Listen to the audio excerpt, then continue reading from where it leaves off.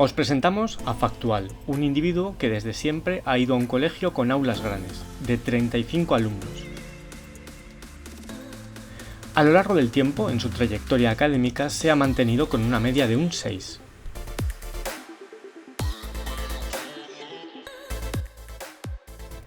Este es Contrafactual, el mismo individuo, volviendo a empezar su trayectoria escolar. Por arte de magia, hemos hecho que el colegio tenga, con los mismos profesores, aulas más pequeñas, de 16 alumnos. Su nota ha terminado en un 7. Si te das cuenta, el individuo es el mismo, pero le hemos hecho pasar por dos situaciones distintas. Hemos podido analizar de una manera muy sencilla el efecto que tiene un cambio, el tamaño del aula, cuando el resto de factores se mantienen constantes. A efectos prácticos sabemos que esto no pasa, que yo no puedo meter a Estados Unidos con Trump y sin Trump y ver qué es lo que habría ocurrido, porque yo solo tengo un Estados Unidos, que es en el que Trump ha gobernado. En ciencias experimentales, o incluso en algunos laboratorios sociales, siempre que pueden diseñan algo parecido a un factual y un contrafactual. Tienen dos tipos de individuos, a los que les van a someter a un tratamiento y a los que les darán un placebo. Los eligen aleatoriamente para entrar en cada grupo y tratan de estudiar el efecto del tratamiento comparando a los tratados con los que no lo han sido. If Google wants to decide if a link is blue or maybe pink, they will take lots of people, they will randomly give half of people the blue link and they will give randomly half of the other people the pink link to see which link is more likely to be clicked on. Te cuento la pregunta de YouTube de nuevo. ¿Afectan lo que las personas hacen en YouTube o no? En YouTube utilizaron una técnica conocida como Propensity Score Matching que puede hacer algo parecido al análisis anterior. Con datos no experimentales tratamos de analizar el impacto de una variable, por ejemplo, suscribirse a una red social, sobre el tiempo que esa persona pasará en la red. Para ello, en la muestra disponible, se buscan parejas de individuos lo más parecidos posibles, donde uno se haya suscrito y otro no. Hay individuos que no tuvieron ese tratamiento y que pueden hacer de matching, básicamente. El grupo de control, exacto, el grupo de control. Entonces, a veces es difícil hacer eso y entonces allí hay que hacer técnicas un poco más complicadas. Para que veas lo complicado que es, en muchos casos, poder analizar relaciones causa-efecto. Imagina que entrenamos un modelo para predecir mortalidad por neumonía. ¿Podría ocurrir que el modelo determine que pacientes con asma tengan menos probabilidad de morir con neumonía? Pues sí, ahora veremos por qué.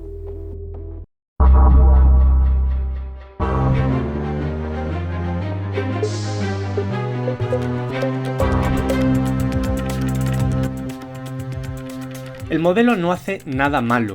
Lo que ocurre es que en la base de datos, que no procede de ningún experimento sobre enfermedades respiratorias, sino de los registros hospitalarios, tenemos pacientes con neumonía y asma, algo común, y que fueron admitidos en urgencias con prioridad alta, por lo tanto salvando su vida. Entonces, un modelo que trata de predecir la probabilidad de supervivencia a la neumonía podría concluir que, si además tienes asma, salvarás tu vida. ¿Podemos pronunciar a los economistas sobre causalidad? Sí, siempre que lo hagamos en consonancia con una creencia inicial acerca de que determinado factor puede ser causal frente a determinado fenómeno. Por ejemplo, con los datos de la neumonía y el asma, ningún médico aceptaría que el asma y la neumonía juntas reducen la probabilidad de fallecer de una enfermedad respiratoria. Deberemos disponer de un modelo teórico. De esta forma, podremos ir a los datos a ver si estos muestran evidencia a favor o en contra de esa creencia causal. No es posible ir a los datos en frío para demostrar causalidad, y todo lo que hagas a este respecto, a mi juicio, yo no voy a pasar mucho tiempo en leerlo. Es que para que haya causalidad tiene que haber causa y consecuencia, pero la mayoría de las veces la consecuencia también es la causa. Claro. ¿Y si los estudiantes más hábiles prefieren, en general, estar en aulas más pequeñas y los colegios los admiten dado que son más hábiles? ¿Es el tamaño del aula el que afecta al rendimiento del alumno o es al revés? Esto es, las características del alumno le hacen poder ir a un colegio concreto. Aquí la variable habilidad podría ser un factor de confusión, ya que no es una variable de la que podamos disponer claramente. Puedo predecir la nota, con el tamaño de la clase, es también un juicio quizá demasiado aventurado, y ahí me empiezo a plantear si hay cierta causalidad. Esto es lo que yo haría. Y entonces vería, por ejemplo, uno de los cuadros que me has enseñado, el tamaño de la ciudad. Y dices, bueno, pues a lo mejor hay que controlar por el tamaño de la ciudad. Para estudiar causalidad tiene que pasar el tiempo, causa a efecto. Pero para estudiar causalidad ciertas cosas tienen que ser constantes. Los economistas decimos que controlamos y nosotros sabemos que en el tiempo no hay nada constante. Ojo, porque si lo que vas a ver es de qué manera el salario, ¿no?, que tú recibes hoy depende del nivel educativo que recibiste, no puedes utilizar tu modelo para ver cómo se modifica el salario con el nivel educativo de las personas si no tienes en cuenta que a la vez que modificas el nivel educativo de las personas, las otras variables que tú llamas factores correctores no lo son realmente, no lo son, porque los tienes que modificar de acuerdo con esto. Un estudio reciente cuantifica un 14% menos de riesgo de cáncer en las dietas vegetarianas. Lo que nos llamó la atención es que en la propia prensa indican que los autores avisan de que no se puede extraer de aquí un efecto causal. Le preguntamos a una de sus autoras en qué idea teórica se basaron para empezar a investigar. La Organización Mundial de la Salud en 2015 publicó que la carne procesada era una causa de cáncer de colon. Y esto se basó tanto en estudios prospectivos, que sabemos que no son capaces de establecer causa-efecto, pero también en estudios animales, que miraron a los posibles mecanismos que había detrás. Pero entonces, ¿cómo debemos interpretar lo que sale en este estudio basado en la idea teórica de la OMS? Cuando haces un estudio observacional siempre hay que ser muy cauteloso, en mi opinión, con la interpretación que esto tiene. Puede ser que la relación sea causal y muchos estudios han visto, por ejemplo, estudios observacionales de tabaco en relación con cáncer de pulmón empezaron siendo estudios de casos sin controles, luego estudios prospectivos y a día de hoy se considera que es un factor causal. Es decir, con este trabajo tenemos algo. Somos capaces de cuantificar el impacto de la dieta sobre el cáncer, realizar predicciones para conjuntos de individuos y además aportar más evidencia a una posible relación causal. Yo creo que nosotros hemos ido un poco más allá, porque algo que también tiene esta corte de UK Biobank son biomarcadores en todo el estudio, biomarcadores que nosotros hemos visto en estudios anteriores que hemos realizado también en el equipo y en otros estudios en el mundo que realmente se asocian causalmente con el riesgo de estos tipos de cáncer. Por lo tanto, ¿qué relación hay entre un modelo que trata de predecir y otro que pretende ayudarnos a tomar decisiones al estudiar causa-efecto? Cuando uno estudia causalidad, en la causalidad hay predicción, si aprendemos de los filósofos. Causa, efecto. Por lo tanto, con la causa tú deberías predecir el efecto y eso nos hemos olvidado. Yo no me fiaría mucho de un modelo causal que predice mal. So it's basically the difference between predicting and understanding. Ask yourself, why does the helicopter fly? You can't answer that.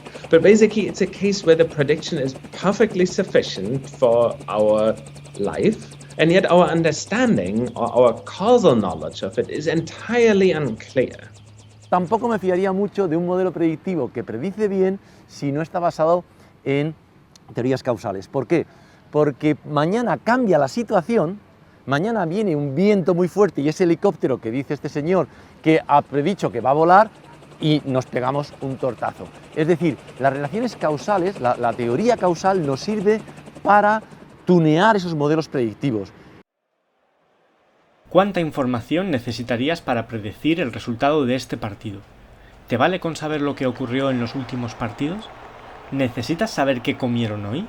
¿Qué dicen ahora mismo en las casas de apuestas?